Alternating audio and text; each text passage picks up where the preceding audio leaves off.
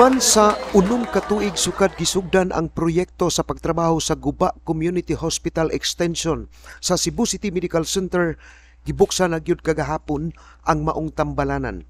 Ang community hospital gipunduhan sa Department of Health Region 7 sa dili mo minus 19.6 milyones pesos din nahimutang kini sa Barangay Guba, bukirang lugar sa Dakbayan sa Subo. Ang pagbukas kagahapon sa hospital gitambungan sa mga opisyalis sa syudad sa pagpanguna ni Acting Mayor Ramon Alvin Garcia.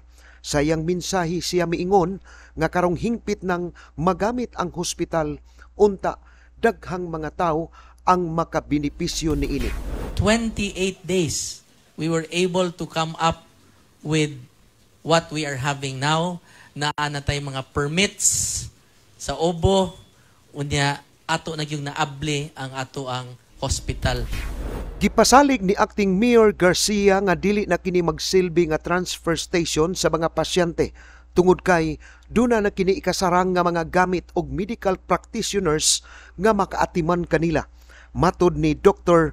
Grace Valdez, Medical Director sa maong hospital, nga sa pagkakaron dunay 50 ka personnel way labot sa unom ka mga doktor dala sa espesyalista ang maong tambalanan.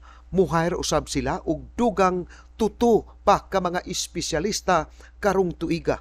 Duna sab kini napulo ka hospital beds ug usa ka operating room. Gipasalamatan ni Acting Mayor Garcia ang Department of Health Region 7 tungod sa pundo nga gihatag aron matukod kining maong hospital ug walay nausik bisan sintabo gikan sa panudlanan sa syudad sa Subo.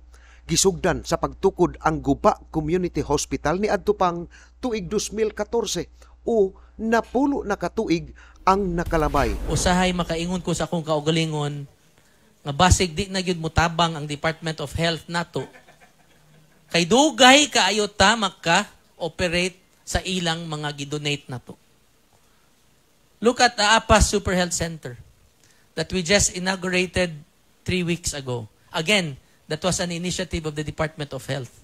2 years wag gyapon nato na operate. Karon 2 years gyapon basig mapulan na ni sila og donate nato kay di nato operahan, di nato ma-operate dayon.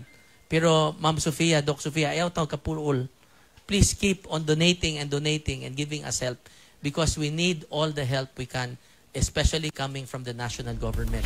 Subling gipahibaw sa Acting Mayor nga prioridad gayud niini ang healthcare program sa Dakbayan. Busa iyang gipaningkamutan nga mahuman ang Super Family Health Center sa Barangay Apas ug ang Guba Community Hospital. Giklaro sab niini nga dili pa makaakomodar og dagkong kaso ang hospital sa pagkakaron tungod kay anam-anamon ra ang pagpalit sa mga ekipo hangtod kini makumpleto.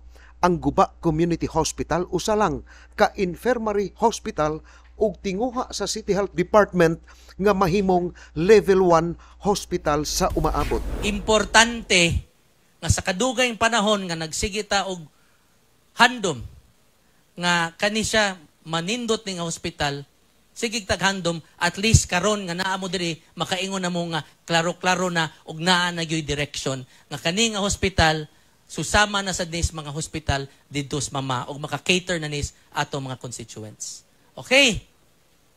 So, the challenge, Dr. Valdez and City Health and CCMC is not the opening. Sayon ra kay opening. It is the operations after.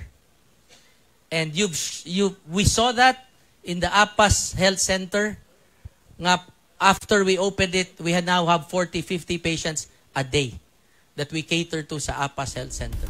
Si Konsehal Joy Pesquera sa iyang bahin misugyot nga tawgon ang maong tambalanan og North District Community Hospital.